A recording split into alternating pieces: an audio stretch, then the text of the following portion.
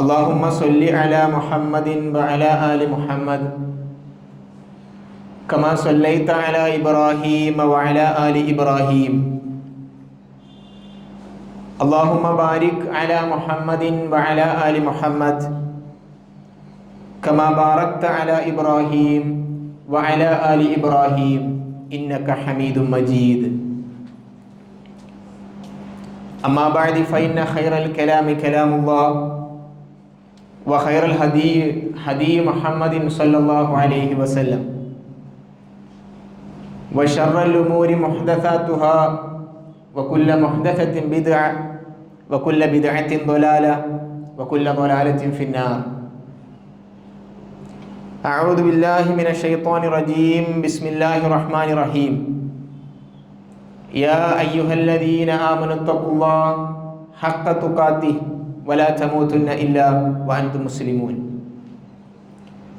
بسم الله الرحمن الرحيم. ولنبلونكم بشيء من الخوف والجوع ونقص من الأموال والأنفس والثمرات وبشر الصابرين. ഏറെ പ്രിയം നിറഞ്ഞ സത്യവിശ്വാസികളെ, പരമകാരുണ്യകനും കരുണാനിധിയുമായ റബ്ബ് സുബ്ഹാനഹു വ തആലയുടെ വിധിവിലക്കുകളും മാർഗനിർദ്ദേശങ്ങളും ജീവിതത്തിൻ്റെ എല്ലാ രഹസ്യ പരസ്യ മേഖലകളിലും കാത്തു സൂക്ഷിച്ചുകൊണ്ട് സ്വർഗം നേടുന്ന മുത്തക്കികളുടെ കൂട്ടത്തിൽ നാഥൻ നമ്മെ എല്ലാവരെയും ഉൾപ്പെടുത്തി അനുഗ്രഹിക്കുമാറാകട്ടെ. നമ്മുടെ ജീവിതത്തിൽ സംഭവിച്ചിട്ടുള്ള എല്ലാ പ്രയാസങ്ങളും ദുരിതങ്ങളും കഷ്ടപ്പാടുകളും നാം റബ്ബിൻ്റെ മാർഗത്തിൽ ഏറ്റുപറഞ്ഞ് റബ്ബിൽ തവക്കുലാക്കി പൂർണ്ണമായ സ്വർഗത്തിനു വേണ്ടിയിട്ടുള്ള നമ്മുടെ ആത്മത്യാഗം നമ്മുടെ ജീവിതത്തിൻ്റെ എല്ലാ മേഖലകളിലും സമർപ്പിച്ചുകൊണ്ട് ജീവിക്കുന്നവരാണ് നമ്മൾ. യഥാർത്ഥത്തിൽ പ്രവാചകൻ സല്ലല്ലാഹു അലൈഹി വസല്ലം വിശ്വാസികളെ പറ്റി പറഞ്ഞപ്പോൾ പ്രവാചകൻ പറഞ്ഞ മഹത്തരമായൊരു കാര്യം, അജബൻ ലി അംരിൽ മുഅ്മിൻ, സത്യവിശ്വാസിയുടെ കാര്യം വളരെ അത്ഭുതമാണ്. ജീവിതത്തിൽ അള്ളാഹുവിനെ മാത്രം വിശ്വസിച്ച് അള്ളാഹുവിനെ പൂർണ്ണമായി തവക്കുലാക്കി പൂർണ്ണമായും അള്ളാഹുവിൽ സമർപ്പിച്ച് സ്വർഗത്തിന് വേണ്ടി ജീവിതം മുഴുവൻ മാറ്റിവെച്ച വിശ്വാസിയുടെ ജീവിതം വളരെ അത്ഭുതമാണ്. ഒരു വിശ്വാസിക്കല്ലാതെ അത്തരത്തിൽ ജീവിക്കാൻ കഴിയില്ല. അവൻ്റെ ജീവിതത്തിൽ എല്ലാം അവന് നന്മയാണ്. അവൻ്റെ ജീവിതത്തിൽ എന്തു സംഭവിച്ചാലും അവനത് നന്മയാണ്. എന്നിട്ട് പ്രവാചകൻ സല്ലല്ലാഹു അലൈഹി വസല്ലം പറഞ്ഞു, അവനൊരു പ്രയാസം സംഭവിച്ചാൽ അവൻ അള്ളാഹുവിൻ്റെ അടുക്കൽ അതിനുത്തമമായ പ്രതിഫലം ലഭിക്കുമെന്ന് വിചാരിച്ച് അവൻ ക്ഷമിക്കും. അപ്പോൾ അവനൊരു നന്മയാണ്. ഇനി അവൻ ഏതെങ്കിലും വിഷയത്തിൽ സന്തോഷമുണ്ടായി, ഒരു ആനന്ദിക്കുവാൻ ഒരു അവസരം ലഭിച്ചു, ആ സമയത്ത് അവൻ ചെയ്യുന്നത് റബ്ബിൻ്റെ അടുക്കൽ ശുക്ർ ചെയ്യലാണ്. ആ ശുക്ർ ചെയ്താലും അവന് നന്മയാണ്. അങ്ങനെ നമ്മുടെ ജീവിതത്തിൽ എന്ത് സംഭവിച്ചാലും പ്രവാചകൻ ഒന്നുകൂടി പറഞ്ഞു, വിശ്വാസിയുടെ കാലിൽ ഒരു മുള്ളു കൊള്ളുന്നത് പോലും അവന് നന്മയാണ്. അപ്പോൾ നമ്മുടെ ജീവിതത്തിൽ എന്ത് സംഭവിച്ചാലും അതിനൊരു നന്മയുണ്ട് എന്ന് വിശ്വസിക്കുന്നവരാണ് നമ്മളെല്ലാവരും. നാം നമ്മുടെ ജീവിതത്തിലെ എല്ലാ പ്രയാസങ്ങളും മാറ്റി ഒരുപാട് തിരക്കുകളുള്ള നമ്മുടെ ജീവിതത്തിൽ ഒരു വലിയ സമയം നമ്മൾ റബ്ബിനു വേണ്ടി മാറ്റിവെച്ച് പള്ളിയിലേക്ക് വന്നവരാണ്. ഇനി ഈ പള്ളി വിട്ട് നിങ്ങൾ പോകുമ്പോൾ ഈ ജുമുഅ ദിവസത്തിന്റെ എല്ലാ കൂലികളും നിങ്ങൾക്ക് ലഭിക്കണം എന്ന് നമ്മൾ ആത്മാർത്ഥമായി ആഗ്രഹിക്കണം. നമ്മളൊരു സമയം വന്നിരുന്ന് നമ്മൾ പരിശുദ്ധ ഖുർആനിലെ കുറച്ച് ആയത്തുകൾ പാരായണം ചെയ്ത് ഖുതുബ ശ്രവിച്ച് അതിലുള്ള കാര്യങ്ങളും ആയത്തുകളും മനസ്സിലാക്കി അതിനനുസരിച്ച് നമ്മൾ ജീവിതം പ്രാവർത്തികമാക്കുമ്പോൾ ഇതറിയാൻ യാതൊരു തരത്തിലും അവസരം കിട്ടാത്ത ജനങ്ങൾക്ക് ഈ ആദർശം എത്തിച്ചു കൊടുക്കേണ്ട ഒരു ബാധ്യത കൂടി നമുക്കുണ്ട് എന്ന് നമ്മൾ തിരിച്ചറിയണം. ഈ ഒരു വലിയ സമൂഹത്തിൽ നിയോഗിക്കപ്പെട്ട പ്രബോധകരാണ് നമ്മൾ എന്നുള്ളൊരു വലിയ തിരിച്ചറിവ് നമ്മുടെ എല്ലാവരുടെയും മനസ്സിലുണ്ടാകണം. നാം പറയുന്ന ഓരോ വാക്കുകളും ഓരോ പ്രവർത്തനങ്ങളും നമുക്ക് നാളെ റബ്ബിന്റെ അടുക്കൽ ചോദ്യം ചെയ്യപ്പെടുന്ന ഒരു വലിയ അമലാണ്. നമ്മൾ ആലോചിക്കേണ്ട കാര്യമാണ്. നമ്മുടെ എല്ലാ പ്രവർത്തനങ്ങളും അമലാണ്. അതെല്ലാം നാളെ റബ്ബിന്റെ അടുക്കൽ നാം കണക്ക് പറയേണ്ടി വരും. നമുക്ക് ലഭിച്ച എല്ലാ നിഅ്മത്തുകളും റബ്ബിന്റെ അടുക്കൽ കണക്ക് പറയേണ്ടി വരും. നമ്മൾ എല്ലാവരും ഓതി തഴമ്പിച്ച ഒരായത്തുണ്ട്, സുമ്മല തുസ്അലുന്ന യൗമഇദിൻ അനിൻ നഈം. നാളെ ഒരു ദിവസം, നമുക്ക് ആ ദിവസത്തെ പറ്റി നമുക്ക് എല്ലാവർക്കും വിശ്വാസമാണ്. നമ്മൾ മരണപ്പെട്ട് കഴിഞ്ഞാൽ റബ്ബിന്റെ കോടതിയിൽ നമ്മളെ വിചാരണയ്ക്ക് എത്തിക്കുമെന്നും ആ ദിവസം നമ്മുടെ എല്ലാ പ്രവർത്തനങ്ങളും റബ്ബിന്റെ അടുക്കൽ ഏറ്റുപറഞ്ഞ് നമ്മുടെ തുലാസിൽ കനം തൂങ്ങുന്ന ഏത് ഭാഗത്തേക്കാണോ ആ രൂപത്തിൽ നമ്മുടെ അവസാനം ചെന്നെത്തുമെന്നും വിശ്വസിക്കുന്ന സത്യവിശ്വാസികളാണ് നമ്മൾ. നമ്മൾ മനസ്സിലാക്കേണ്ടത്, ഇത്രയേറെ സൗകര്യത്തോടെ നമ്മൾ ഇരിക്കുമ്പോൾ ഈ സൗകര്യം ഉൾപ്പെടെ നാളെ റബ്ബിന്റെ അടുക്കൽ ചോദ്യം ചെയ്യപ്പെടുമെന്നൊരു വിചാരം വിശ്വാസി എന്ന നിലയിൽ നമ്മുടെ മനസ്സിൽ ഉണ്ടാകണം. ആ വിചാരം ഉണ്ടായതും നമുക്ക് വേണ്ടി ആത്മാർത്ഥമായി പഠിപ്പിച്ചു തന്നതും മഹാനായ പ്രവാചകൻ മുഹമ്മദ് മുസ്തഫ റസൂൽ കരീം സല്ലല്ലാഹു അലൈഹി വസല്ലമയാണ്. പ്രവാചകന്റെ ഒരു ചരിത്രം പറഞ്ഞാൽ നമ്മളെല്ലാവരുടെയും മനസ്സിൽ ഇന്നും ഒരു അലയൊലിയായി നിലനിൽക്കുന്ന ഒരു ചരിത്രമുണ്ട്. നമുക്ക് എല്ലാവർക്കും മനസ്സിൽ എപ്പോഴും നൊമ്പരമായിട്ടുള്ള ഒരു ചരിത്രം. പ്രവാചകൻ സല്ലല്ലാഹു അലൈഹി വസല്ലം ഇശാ നമസ്കാരമൊക്കെ കഴിഞ്ഞ് പ്രവാചകൻ വീട്ടിൽ സുന്നത്ത് നമസ്കരിക്കുന്ന ഒരു രംഗം, ആ ചരിത്രം പറയുമ്പോൾ നമ്മുടെ മനസ്സിൽ ആ ചരിത്രം മദ്രസ കാലഘട്ടം മുതലേ എല്ലാ വഅദുകളിലും റമദാൻ മാസങ്ങളിലും നമ്മൾ കേട്ടു തരംഭിച്ച ഒരു ചരിത്രമാണ്. പ്രവാചകൻ നിന്ന് നമസ്കരിക്കുന്നു. പ്രവാചകന്റെ വാർദ്ധക്യത്തിന്റെ അങ്ങേയറ്റ കാലഘട്ടം. പ്രവാചകൻ നിന്ന് നമസ്കരിക്കാൻ കഴിയുന്നില്ല എന്ന് ആയിഷ ബീവിക്ക് മനസ്സിലാകുന്നു. ആയിഷ ബീവി പ്രവാചകന്റെ അടുക്കൽ ചെന്നിട്ട് പറയുന്നു, പ്രവാചകനെ, താങ്കൾക്ക് ഇരുന്ന് നമസ്കരിച്ചൂടെ? പ്രവാചകൻ സല്ലല്ലാഹു അലൈഹി വസല്ലം ആയിഷ ബീവിയോട് ചോദിച്ചൊരു ചോദ്യം, ആയിഷ, ഞാൻ നന്ദിയുള്ളൊരു അടിമയാകണ്ടേ എന്നുള്ളതാണ്. സഹോദരങ്ങൾ, നമ്മൾ മനസ്സിലാക്കേണ്ട കാര്യം, പ്രവാചകൻ സല്ലല്ലാഹു അലൈഹി വസല്ലം പറയാണ് നന്ദിയുള്ളൊരു അടിമ. പ്രവാചകന്റെ എല്ലാ പാപങ്ങളും പുറത്തു കൊടുക്കപ്പെട്ടു. പ്രവാചകന് ശഫാഅത്തുണ്ട്. പ്രവാചകൻ എല്ലാ രൂപത്തിലും സ്വർഗത്തിൽ കടക്കുമെന്ന് യാതൊരു സംശയമില്ല. പക്ഷേ ആ പ്രവാചകൻ സല്ലല്ലാഹു അലൈഹി വസല്ലം നിരന്തരമായി റബ്ബിന്റെ അടുക്കൽ ഇസ്തിഗ്ഫാറിനെ തേടുമായിരുന്നു. ചില ഹദീസുകൾ നമുക്ക് കാണാം, പ്രവാചകൻ സല്ലല്ലാഹു അലൈഹി വസല്ലം 70 മുതൽ 100 തവണ വരെ അള്ളാഹുവിന്റെ അടുക്കൽ ഇസ്തിഗ്ഫാർ തേടുമായിരുന്നു. ഇനി നമ്മൾ എണ്ണി നോക്കാം, നമ്മുടെ ജീവിതത്തിൽ ഫർള് നമസ്കാരങ്ങൾക്ക് ശേഷം നമ്മൾ ചെല്ലുന്ന അസ്തഗ്ഫിറുല്ലാഹ് എന്നതിനപ്പുറം നമ്മുടെ ജീവിതത്തിൽ എപ്പോഴെങ്കിലും ആത്മാർത്ഥമായി റബ്ബേ, എനിക്ക് നീ എന്റെ പാപങ്ങൾ പൊറുത്തു നൽകണമേ എന്ന് നമ്മൾ പ്രാർത്ഥിച്ചിട്ടുണ്ടോ എന്ന് ആലോചിച്ച് നോക്കിയാൽ തീരാവുന്ന പ്രശ്നമേ ഉള്ളൂ. നമ്മൾ ആലോചിക്കണം, നമ്മുടെ ജീവിതത്തിൽ നമ്മൾ കഷ്ടപ്പെടുന്നു. നമ്മുടെ ജീവിതത്തിന്റെ ഒരു വലിയ ഭാഗം നമ്മൾ ചെലവഴിക്കുന്നു. ആർക്കു വേണ്ടി? ഭൗതികമായ നമ്മുടെ ജീവിതം നിലനിർത്താൻ വേണ്ടി, നമ്മുടെ ഭാര്യയ്ക്ക് വേണ്ടി, മക്കൾക്ക് വേണ്ടി, ഉപ്പാക്കും ഉമ്മാക്കും വേണ്ടി, നമ്മുടെ കുടുംബത്തിന് വേണ്ടി നമ്മൾ ചെലവഴിക്കുന്നു. നമ്മൾ ആലോചിക്കേണ്ട കാര്യം, നമ്മുടെ ഈ കുടുംബം എന്ന് പറയുന്നത് ഈ നശ്വര ജീവിതത്തിലെ വളരെ ചെറിയൊരു സമയമാണ്. ഇന്ന് ഈ സമയത്ത് കേരളത്തിലൊരു വലിയ സ്ഥലത്ത് നമുക്കറിയാം, ആഴ്ചകളായി നമ്മൾ കേട്ടോണ്ടിരിക്കുകയാണ്, വയനാട് ജില്ലയില് ആ പ്രയാസം നടന്ന ആ ഒരു ഭാഗത്ത് ഇന്നും തെരച്ചിൽ നടക്കുകയാണ്. 200-ൽ പരം ജനങ്ങളെ ഇന്നും കിട്ടാനുണ്ട്.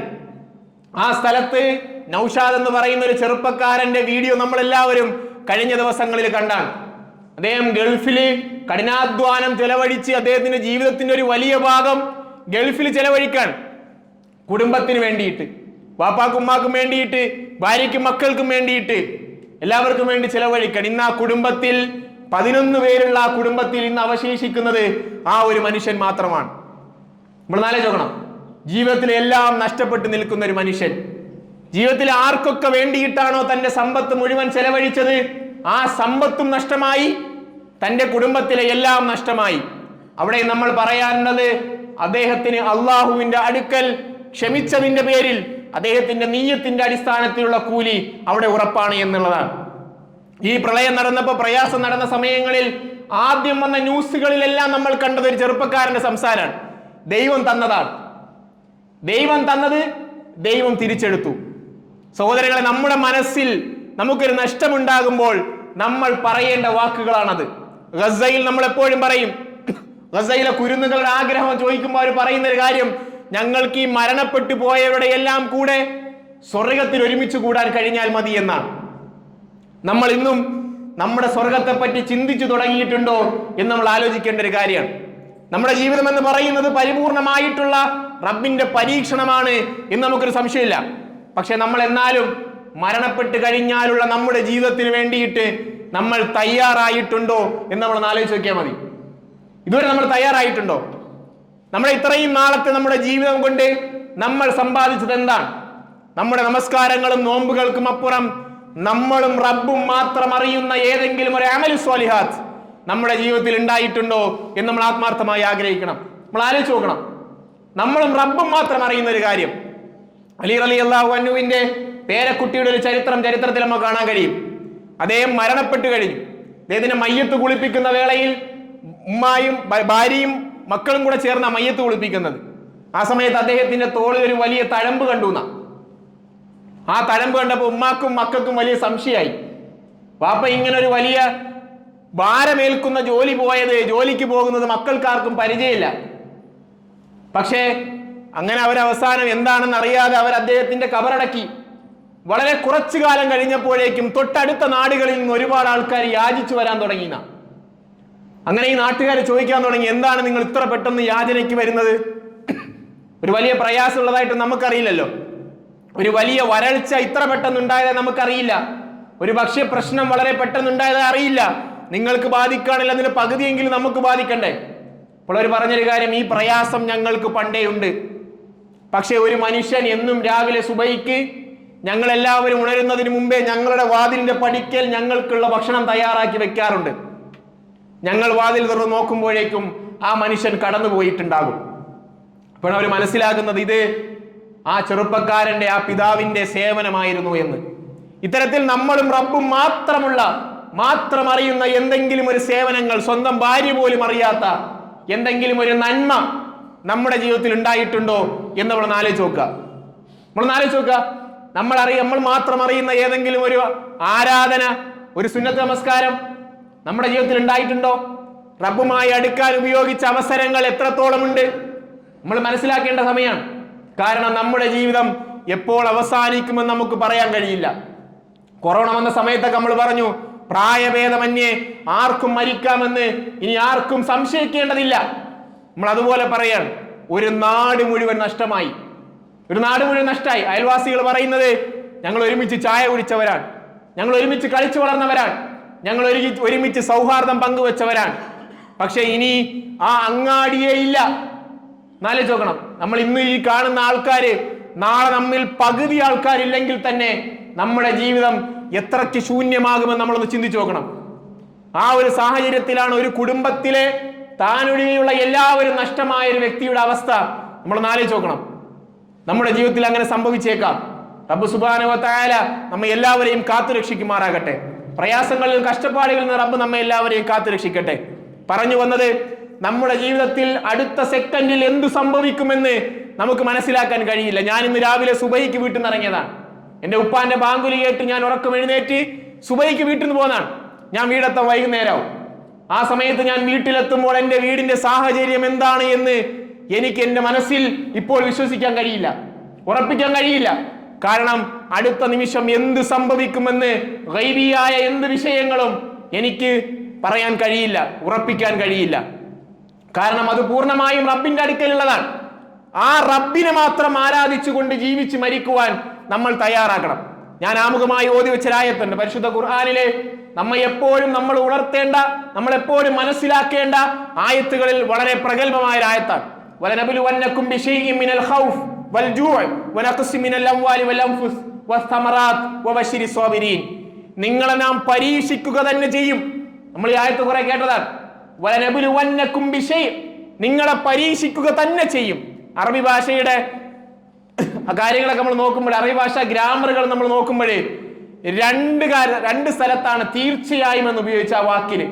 വലനബ്ലുവന്നകും, തീർച്ചയായും, അത്ര ഉറപ്പായിട്ട് പറയാണ്. നമ്മുടെ ജീവിതത്തിലെ എല്ലാ മേഖലകളിലും നമ്മൾ പരീക്ഷിക്കപ്പെടും.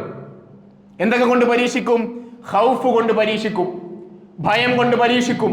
നമ്മൾ കുറച്ചു മുമ്പ് ഭയം കൊണ്ട് പരീക്ഷിക്കപ്പെട്ടവരാണ്, പ്രയാസം കൊണ്ട് പരീക്ഷിക്കപ്പെട്ടവരാണ്. അടുത്തൊരു നിമിഷം നമ്മുടെ ജീവിതം എന്താകുമെന്ന് പോലും അറിയാത്ത രൂപത്തിൽ നമ്മൾ കുറച്ചു നാളെങ്കിലും ഭയപ്പെട്ടു പോയവരാണ്. അതുപോലെ വിശപ്പ് കൊണ്ട് നിങ്ങൾ പരീക്ഷിക്കപ്പെടും. നമ്മളെ ആ വയനാട് ജില്ലയിൽ ഇപ്പോൾ യാതൊരു പ്രയാസമില്ല. ആ സമയത്ത് അവർ അനുഭവിച്ച ഒരു പ്രയാസമുണ്ട്. പട്ടിണിയായിട്ടും പ്രയാസങ്ങളായിട്ടും മാനസിക വിഷമങ്ങളായിട്ടും എല്ലാം അവർ അനുഭവിച്ച ആ പ്രയാസങ്ങളെല്ലാം റബ്ബിന്റെ പരീക്ഷണങ്ങളാണ് എന്ന് തിരിച്ചറിഞ്ഞ് പ്രവർത്തിക്കുമ്പോഴാണ് റബ്ബിന്റെ അടുക്കൽ കൂലി കിട്ടുന്നത്.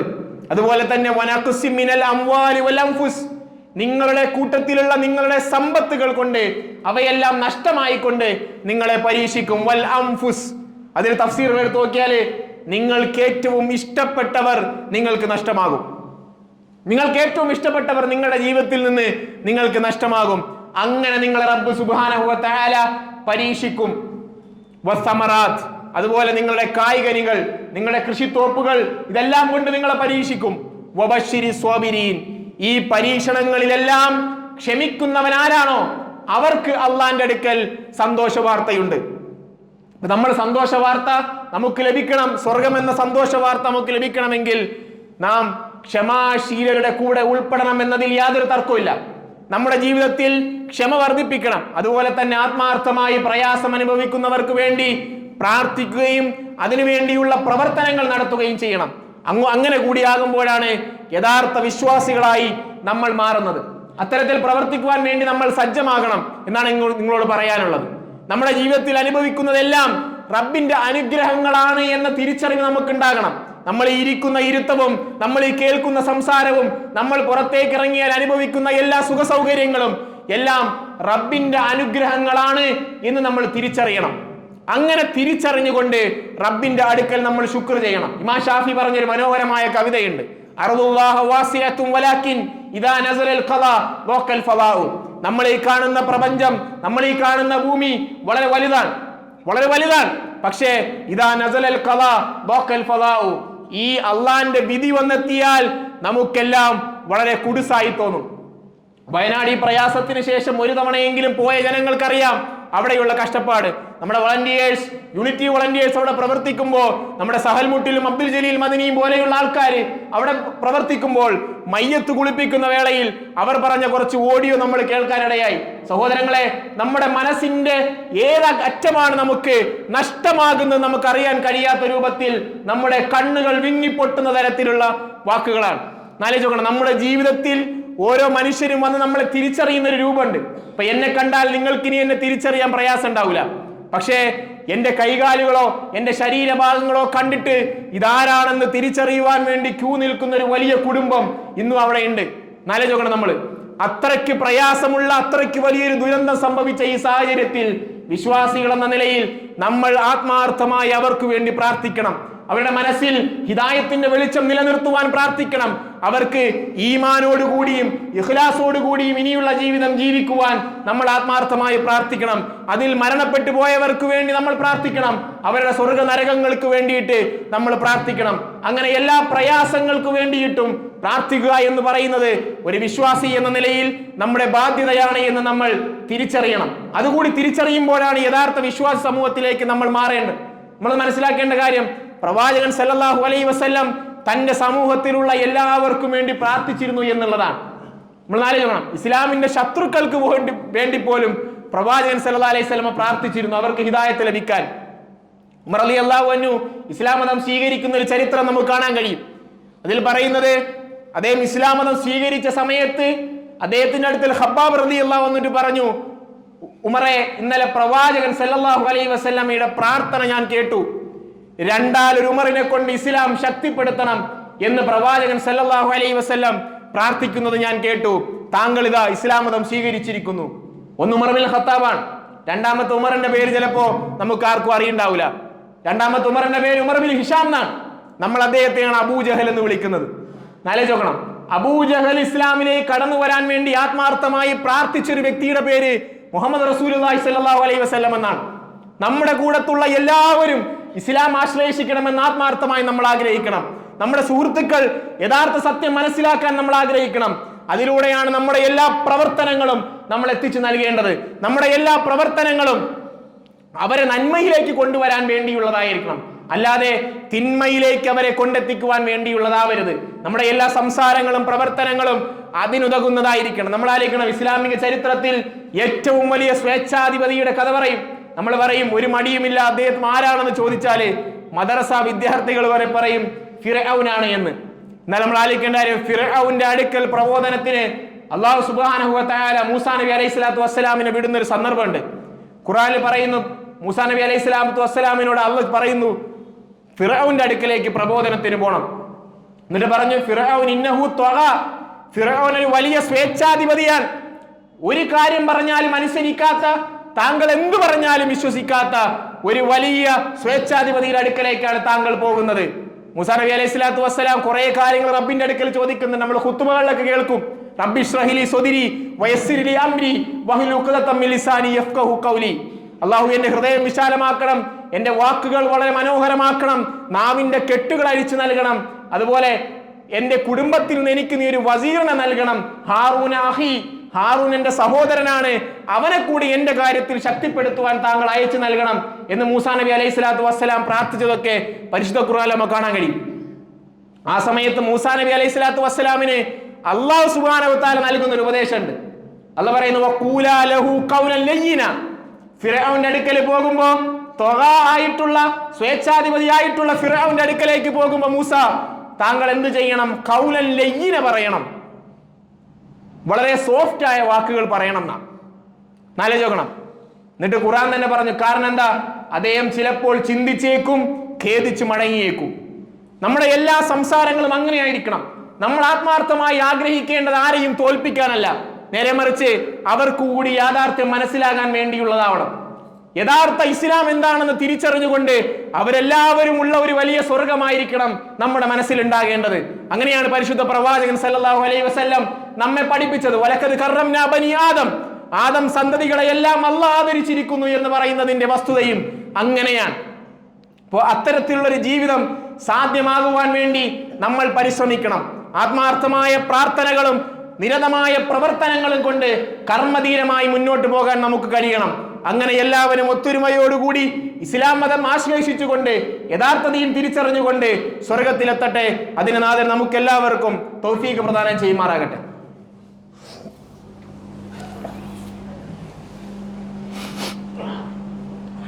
അൽഹംദുലില്ലാഹ് അൽഹംദുലില്ലാഹിൽ അഹദ് വസ്സമദിൽ ഫറദ് അല്ലദീ ലം യലിദ് വലം യൂലദ്. അസ്സലാത്തു വസ്സലാമു അലാ റസൂലിനാ മുഹമ്മദിൻ വഅലാ ആലിഹി വഅസ്ഹാബിഹിൽ ഫായിസീൻ. അമ്മാ ബഅദ്. പ്രിയപ്പെട്ട വിശ്വാസികളെ, അള്ളാഹുവിനെ സൂക്ഷിച്ചുകൊണ്ട് ജീവിക്കണമേ എന്ന് ഒന്നുകൂടി ഉണർത്തുകയാണ്. നമ്മുടെ ജീവിതം ഏതു നിമിഷവും അവസാനിച്ചു പോകാൻ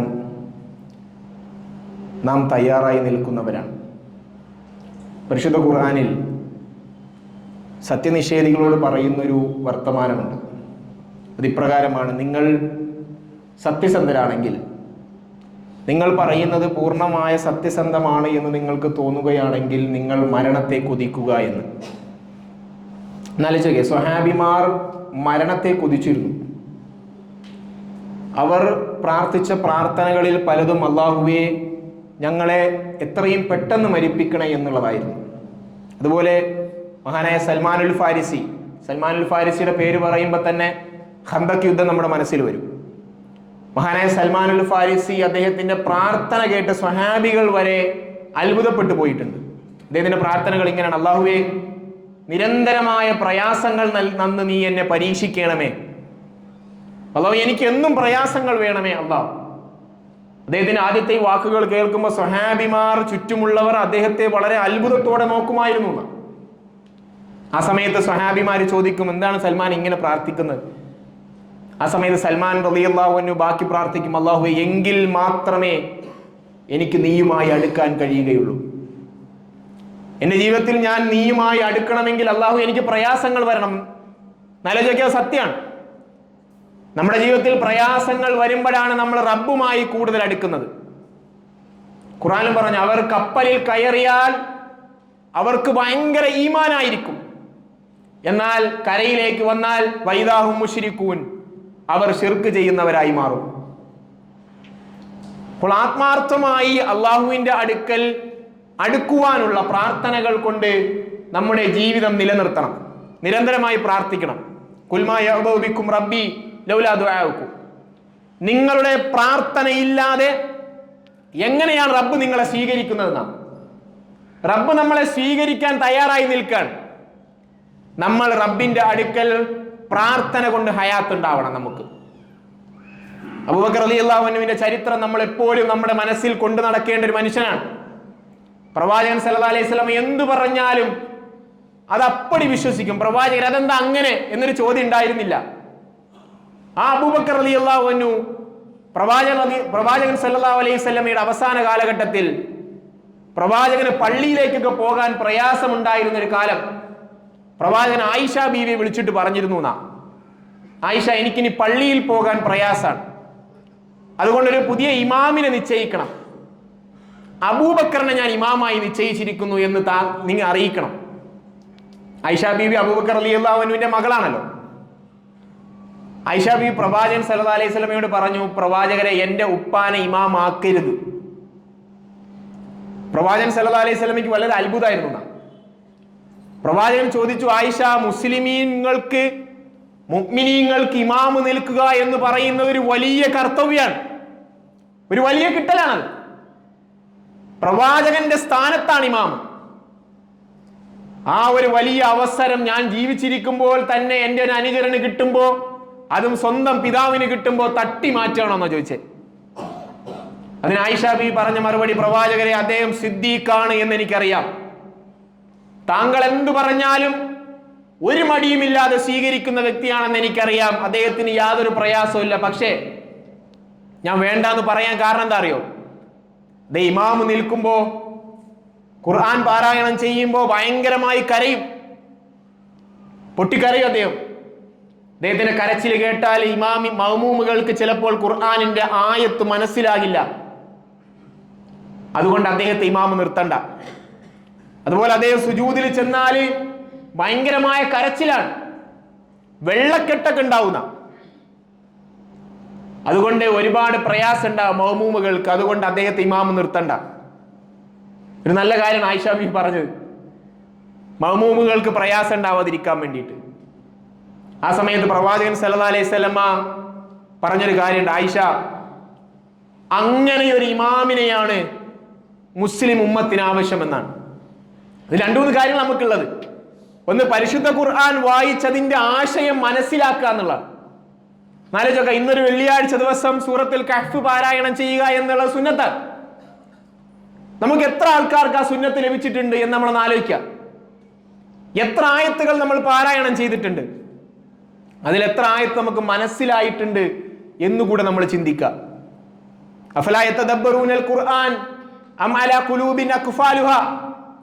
നിങ്ങൾ ഖുർആനെ തദബ്ബുർ ചെയ്യുന്നില്ലേ? ഖുർആന്റെ ചോദ്യമാണ്, തദബ്ബുർ എന്നാ പറഞ്ഞത്. തദബ്ബുർ, ഖുർആന്റെ ആശയം നിങ്ങൾ മനസ്സിലാക്കുന്നില്ലേ എന്നാ ചോദ്യം. നിങ്ങളുടെ ഹൃദയത്തെ നിങ്ങൾ പൂട്ടി വെച്ചിരിക്കുകയാണോ എന്നാ. സഹോദരങ്ങളെ, നമുക്ക് എത്ര ആയത്തുകൾ അറിയാം, ആ ആയത്തുകളുടെ ആശയം നമുക്കറിയോ? നമ്മൾ ആലോചിച്ച് നോക്കുക. നമുക്കറിയുന്ന ആയത്തുകൾ മാത്രമുണ്ടെങ്കിൽ നമ്മളൊരു വലിയ പ്രബോധകനാണ്. ഒരു കാര്യം കൂടെ പറഞ്ഞ് അവസാനിപ്പിക്കാം. മഹാനായ മിസ്ബർ റളിയല്ലാഹു അൻഹു മദീനയിലേക്ക് പ്രബോധനത്തിന് പോകുമ്പോൾ അദ്ദേഹത്തിന്റെ വയസ്സ് 20-ൽ താഴെയാണ്. അന്ന് പ്രവാചകൻ മക്കയിലാണ്. പരിശുദ്ധ ഖുർആനിന്റെ വളരെ പ്രഗൽഭമായ പല സൂറത്തുകളും അവതരിച്ചിട്ടില്ല. തുച്ഛമായ ഖുർആനിന്റെ ആയത്തുകൾ കൊണ്ട് മിസ്ബർ റളിയല്ലാഹു അൻഹു മദീനയിലെത്തി. മദീന എന്ന് പറയുന്ന ഒരു രാജ്യം ഇസ്ലാമിന് ഉതകുന്ന ഒരു മണ്ണാക്കി മാറ്റി, തുച്ഛമായ ആയത്ത് കൊണ്ട്. അദ്ദേഹത്തിന്റെ കയ്യിലുണ്ടായിരുന്നത് ഏറ്റവും വലുത് ആ ഖുർആൻ ആയത്തുകളും രണ്ടാമതായി പ്രവാചകന്റെ ഉത്കൃഷ്ടമായ സ്വഭാവ ഗുണങ്ങളുമായിരുന്നു. നമ്മളും അതുപോലെ ജനങ്ങളുടെ ഇടയിലേക്ക് പ്രബോധനത്തിനിറങ്ങണം. ജനങ്ങളുടെ ആവശ്യങ്ങൾ മനസ്സിലാക്കണം. അവരുടെ കൂടെ തോളോട് തോൾ ചേർന്ന് നിൽക്കണം. അതും ഒരു വിശ്വാസിയുടെ ബാധ്യതയാണ്. എല്ലാ പ്രവർത്തനങ്ങളിലും നമ്മളും ഭാഗവാക്കാകണം. സന്തോഷത്തോടുകൂടി അവരോട് സംസാരിക്കണം. നല്ല വാക്കുകൾ പറയണം. എല്ലാവരും സ്വർഗത്തിൽ വരണമെന്ന് ആത്മാർത്ഥമായി ആഗ്രഹിക്കണം. നമ്മുടെ നീയത്തിന്റെ അടിസ്ഥാനത്തിലാണ് നമുക്ക് കൂലിയുള്ളത്. നമ്മുടെ നീയത്ത് നന്നാക്കണം. പ്രവാചകൻ സല്ലല്ലാഹു അലൈഹി വസല്ലമയോട് ചോദിച്ചാണ്, ഹിജറയ്ക്ക് വന്ന എല്ലാവർക്കും കൂലിയുണ്ടോ പ്രവാചകരെ? ഇന്നത്തെ പോലെയല്ല. എല്ലാ സുഖങ്ങളും സൗകര്യങ്ങളും വീടും കുടുംബവും നാടും എല്ലാം ഉപേക്ഷിച്ച് മക്കയിൽ നിന്ന് മദീനയിലേക്ക് പോവാണ്. ഇന്ന് നമ്മൾ പോകാൻ നമുക്ക് ഭയങ്കര സുഖമാണ്. എല്ലാ അക്കൗണ്ടിലാണ് പൈസ. നമുക്കൊരു ഗൂഗിൾ പേ ഉണ്ടെങ്കിൽ നമുക്ക് എല്ലാ നാട്ടിലും ഒരുപോലാണ്. പക്ഷെ അന്ന് കയ്യിൽ കിട്ടാവുന്ന സ്വത്തുക്കൾ മാത്രം എടുത്ത് ചില സ്വഹാബിമാർ ഒന്നും എടുക്കാതെ നാട് വിട്ടുപോയി മദീനയിലെത്തി കഷ്ടപ്പെട്ട് ജീവിച്ചു വളർന്നു. പ്രവാചകൻ സല്ലല്ലാഹു അലൈഹി വസല്ലം പറഞ്ഞു, ഇന്നമാ ലികുല്ലി ഇംറിഇൻ മാ നവാ. എല്ലാ മനുഷ്യർക്കും നീയത്തിന്റെ അടിസ്ഥാനത്തിൽ മാത്രമേ കൂലിയുള്ളൂ. നിങ്ങളുടെ നീയത്ത് എന്താണോ അതാണ് നിങ്ങളെ നന്മയിലേക്ക് എത്തിക്കുന്നത്. ഈ പള്ളിയിലെത്തിയ നിങ്ങളുടെ നീയത്തിന്റെ അടിസ്ഥാനത്തിലുള്ള കൂലി മാത്രമേ ഉള്ളൂ. പ്രവാചകൻ സല്ലല്ലാഹു അലൈഹി വസല്ലം പറഞ്ഞു, ഒരു നമസ്കാരം കഴിഞ്ഞിട്ട് യാ സ്വഹാബ, എന്റെ കൂടെ നമസ്കരിച്ചവരാണ് നിങ്ങൾ, എന്റെ കൂടെ റുക്കൂഅ് ചെയ്തവര്, എന്റെ കൂടെ സുജൂദ് ചെയ്തവര്, എന്റെ ഫാത്തിഹയ്ക്ക് ആമീൻ പറഞ്ഞവർ. പക്ഷെ നിങ്ങൾക്ക് എല്ലാവർക്കും കിട്ടുന്ന കൂലി തുല്യമല്ല. നിങ്ങളുടെ നീയത്തിന്റെ അടിസ്ഥാനത്തിൽ മാത്രമാണ് നിങ്ങൾക്ക് കൂലി ഉണ്ടാകുന്നത്. അതുകൊണ്ട് ആത്മാർത്ഥമായി നല്ല നീയത്തോടുകൂടി നമ്മുടെ ജീവിതം അവസാനിക്കണമെന്ന് നമ്മൾ ആഗ്രഹിക്കണം. മരിക്കാൻ നേരത്ത് ഷഹാദത്ത് കലിമ ചൊല്ലി മരണപ്പെടുവാൻ നമ്മൾ ആത്മാർത്ഥമായി ആഗ്രഹിക്കണം. ഒരു അറബി കവി ഉണ്ടായിരുന്നു, മൻഫലൂത്തി. അദ്ദേഹം പറഞ്ഞൊരു കാര്യമാണ്, ഞാൻ വസ്ത്രം ധരിക്കുമ്പോൾ എന്റെ വസ്ത്രത്തിന്റെ ബട്ടൺസുകളൊക്കെ ഞാൻ ധരിച്ചു. ഈ ബട്ടൺസുകൾ ഞാനാണോ അഴിക്കുന്നത് അതോ എന്നെ മയ്യത്ത് കുളിപ്പിക്കുന്ന ആളാണോ അഴിക്കുന്നത് എന്ന് പോലും എനിക്കറിയാത്തത്രയും ഞാൻ വളരെ ദുർബലനാണ്. ഖലഖൽ ഇൻസാന ദുഈഫ, ഖുർആനിൽ പറഞ്ഞാൽ മനുഷ്യൻ വളരെ ദുർബലനായിട്ടാണ് സൃഷ്ടിക്കപ്പെട്ടിട്ടുള്ളത്. ശാസ്ത്ര സാങ്കേതിക വിദ്യ എത്ര വലുതായി എന്ന് പറഞ്ഞാലും ഇന്നും 200-ലധികം ജനങ്ങൾ മണ്ണിനടിയിലാണ്. എവിടെയാണെന്നറിയാത്ത തരത്തിൽ പ്രയാസം അനുഭവിക്കാൻ. ആലോചിക്കണം, മനുഷ്യൻ ദുർബലനാണ്. മനുഷ്യൻ അറിഞ്ഞതിനേക്കാൾ എത്രയോ വലുതാണ് മനുഷ്യൻ ഇനി അറിയാനുള്ള കാര്യങ്ങൾ. നമ്മൾ ഇന്നറിഞ്ഞ പല അറിവുകളും ചിലപ്പോൾ കുറെ വർഷങ്ങൾ കഴിയുമ്പോൾ അത് തെറ്റാണ് എന്ന് ചിലപ്പോൾ പറയുന്നൊരു ഒരു കാലം വരുമായിരിക്കും. അപ്പൊ അത്തരത്തിൽ നമ്മുടെ ജീവിതം മാറി മറിഞ്ഞു പോകുന്ന ഈ സാഹചര്യത്തിൽ നമ്മുടെ എല്ലാ പ്രവർത്തനങ്ങളും റബ്ബിലേക്ക് തവക്കുൽ ചെയ്തുകൊണ്ട് പൂർണ്ണമായും റബ്ബിലേക്ക് സമർപ്പിച്ചുകൊണ്ട് നമുക്ക് ജീവിക്കാൻ കഴിയണം.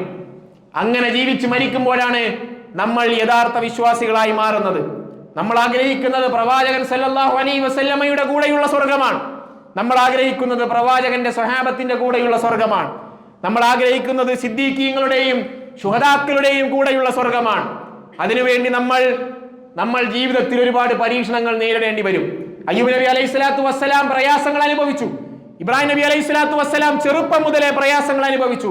മൂസാ നബി അലൈഹി സ്വലാത്തു വസ്സലാം ഏറ്റവും കൂടുതൽ മുഅ്ജിസത്തുകൾ കിട്ടിയ, അത്ഭുതങ്ങൾ കിട്ടിയ, ഖുർആനിൽ 300 തവണ പേരുകൾ പരാമർശിച്ച മൂസാ നബി അലൈഹി സ്വലാത്തു വസ്സലാം ഒരുപാട് പരീക്ഷണങ്ങൾ നേരിട്ടു.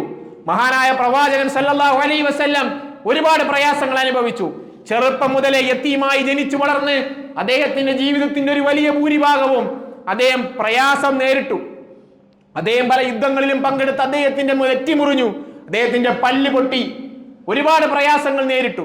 അവസാനം അദ്ദേഹത്തിന്റെ കൂടെയുള്ള അബൂബക്കർ സിദ്ദീഖ് റളിയല്ലാഹു അൻഹു പ്രവാചകനോട് ചോദിച്ചു, പ്രവാചകരെ, അവര് നമ്മളെ ഈ സമയത്തെങ്ങാനും കണ്ടാൽ നമ്മൾ രണ്ടുപേരുടെയും കഥ കഴിഞ്ഞു. ആ സമയത്തും പ്രവാചകൻ സല്ലല്ലാഹു അലൈഹി വസല്ലം പറഞ്ഞത്, അബൂബക്കറെ പേടിക്കണ്ട, നമ്മുടെ കൂടെ മൂന്നാമനായി റബ്ബുണ്ട്. നാം ആലോചിക്കണം, എല്ലാ നേരത്തും റബ്ബിൽ തവക്കുലായി ജീവിക്കുക എന്നുള്ളത് ഒരു വലിയ കടുകട്ടിയുള്ള ഒരു കാര്യമാണ്. അങ്ങനെയുള്ള ഒരു വിശ്വാസ സമൂഹം വളർന്നു വരണം. നമ്മൾ അത്തരത്തിൽ യഥാർത്ഥ വിശ്വാസികളായി ദീൻ മനസ്സിലാക്കി ജീവിതത്തിൽ പ്രാവർത്തികമാക്കി ജീവിക്കുവാൻ റബ്ബ് സുബ്ഹാനഹു വ തആല നമ്മെ എല്ലാവരെയും അനുഗ്രഹിക്കുമാറാകട്ടെ. എല്ലാ പ്രയാസങ്ങളിലും കഷ്ടപ്പാടുകളും ദുരിതങ്ങളിൽ നിന്നും റബ്ബ് നമ്മെ എല്ലാവരെയും കാത്തുരക്ഷിക്കുമാറാകട്ടെ. അതുപോലെ ഒരു സഹോദരൻ ആത്മാർത്ഥമായി നമ്മളോടൊരു പ്രാർത്ഥനയ്ക്ക് വസിയത്ത് ചെയ്തിട്ടുണ്ട്. നമ്മൾ മനസ്സിലാക്കേണ്ട ഒരു കാര്യം, ഇപ്പോഴും ഹോസ്പിറ്റലിലാണ് അദ്ദേഹത്തിന്റെ ഭാര്യ 2 സർജറി കഴിഞ്ഞ് 3ാമത്തെ സർജറിക്ക് വേണ്ടിയിട്ട് പ്രവേശിപ്പിച്ചിട്ടുണ്ട്. ഇപ്പൊ കുറച്ച് മുന്നെയാണ് വിളിച്ചത്, നിങ്ങളുടെ നാട്ടുകാരൻ തന്നെയാണ്.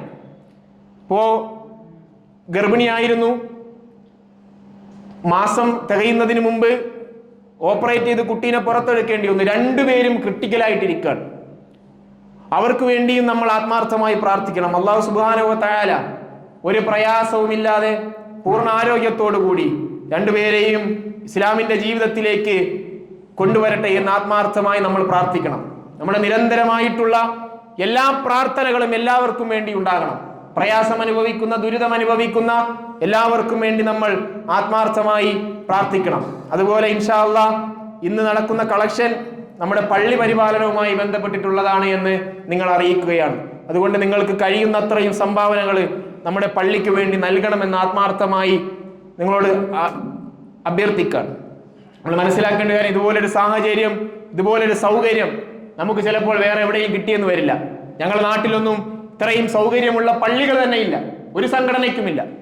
ആ ഒരു സൗകര്യത്തിൽ നമ്മൾ മനസ്സിലാക്കേണ്ട ഒരു കാര്യം, ഈ സൗകര്യത്തിന്റെ പേരിലും അള്ളാന്റെ അടുക്കൽ നമ്മൾ കണക്ക് പറയേണ്ടി വരും. ഇത്രയേറെ സൗകര്യങ്ങൾ നമുക്കുണ്ടായപ്പോൾ നമ്മുടെ ജീവിതം കുറച്ചുകൂടെ എളുപ്പമായി. ഈ എളുപ്പമായ ജീവിതം കൊണ്ട് നമ്മൾ റബ്ബിന്റെ അടുക്കൽ എത്ര അടുക്കാൻ ശ്രമിച്ചു എന്ന് റബ്ബ് നാളെ ചോദ്യം ചെയ്യപ്പെടും. അതുകൊണ്ട് എല്ലാം റബ്ബിലേക്ക് നൽകിക്കൊണ്ട് നമ്മുടെ ജീവിതം സമർപ്പിക്കുവാൻ നമ്മൾ തയ്യാറാകണം. അങ്ങനെയാകുമ്പോഴാണ് പ്രവാചകൻ സല്ലല്ലാഹു അലൈഹി വസല്ലമയുടെ കൂടെ, സ്വഹാബത്തിന്റെ കൂടെ, സിദ്ദീഖീങ്ങളുടെ കൂടെ, ശുഹദാക്കളുടെ കൂടെ സ്വർഗത്തിലേക്ക് എത്തുവാൻ നമുക്ക് സാധിക്കുകയുള്ളൂ. അല്ലാഹു സുബ്ഹാനഹു വ തആല നമുക്കെല്ലാവർക്കും അതിനുള്ള തൗഫീഖ് പ്രദാനം ചെയ്യുമാറാകട്ടെ. അല്ലാഹുവേ, അറിഞ്ഞും അറിയാതെയും വന്നു പോയിട്ടുള്ള എല്ലാ തെറ്റുകുറ്റങ്ങളും നീ വിട്ടുപുറത്ത് മാപ്പാക്കി തരണമേ തമ്പുരാനെ. അല്ലാഹുവേ, നിന്റെ സ്വർഗം മാത്രമാണ് റബ്ബേ നമ്മൾ ചോദിക്കുന്നത്. അല്ലാഹു എല്ലാ പാപങ്ങളും പുറത്ത് അല്ലാഹു നിന്റെ ജന്നാത്തുൽ ഫിർദൗസിൽ ഇതുപോലെ ഞങ്ങളെയും ഞങ്ങളുടെ കുടുംബാംഗങ്ങളെയും അല്ലാഹുവേ ഈ സമൂഹത്തെയും നീ ഒരുമിച്ച് കൂട്ടുമാറാകണേ തമ്പുരാനെ. അല്ലാഹു എല്ലാ പാപങ്ങളും നീ പുറത്തു നൽകണമേ അല്ലാഹ്. അല്ലാഹു എല്ലാ പാപങ്ങളും നീ പുറത്തു നൽകണമേ അല്ലാഹ്. അല്ലാഹുവേ, നരകത്തിന്റെ കത്തിയാളുന്ന തീയിൽ നിന്ന് നീ ഞങ്ങളെ എല്ലാവരെയും കാത്തു രക്ഷിക്കുമാറാകണേ തമ്പുരാനെ. അല്ലാഹുവേ, നമ്മുടെ അടുത്ത തലമുറയെ ദീനിന്റെ നെടുന്തൂണുകളാക്കി നീ വളർത്തേണമേ തമ്പുരാനെ. അല്ലാഹുവേ, യഥാർത്ഥ ഇസ്ലാം എന്താണെന്ന് ജനങ്ങൾ മനസ്സിലാക്കുന്ന ഉത്തമമായ മക്കളായിട്ട് റബ്ബേ നീ അവരെ വളർത്തുമാറാകണേ അല്ലാഹുവേ. അല്ലാഹുവേ, അവരിലൂടെ ഇസ്ലാം മതം സ്വീകരിച്ച് സ്വർഗത്തിലേക്ക് എത്തുന്ന നൂറുകണക്കിന് ജനങ്ങൾ ഈ സമൂഹത്തിൽ നിന്ന് ഉതിർന്നു വരുന്ന തരത്തിലേക്ക് അല്ലാഹുവേ അവരെ വളർത്തിക്കൊണ്ടുവരുമാറാകണേ തമ്പുരാനെ. റബ്ബനാ ആതിനാ ഫിദ്ദുനിയ ഹസന വഫിൽ ആഖിറതി ഹസനത വഖിനാ അദാബന്നാർ. ആമീൻ ആമീൻ ബിറഹ്മതിക യാ അർഹമർ റഹീമീൻ.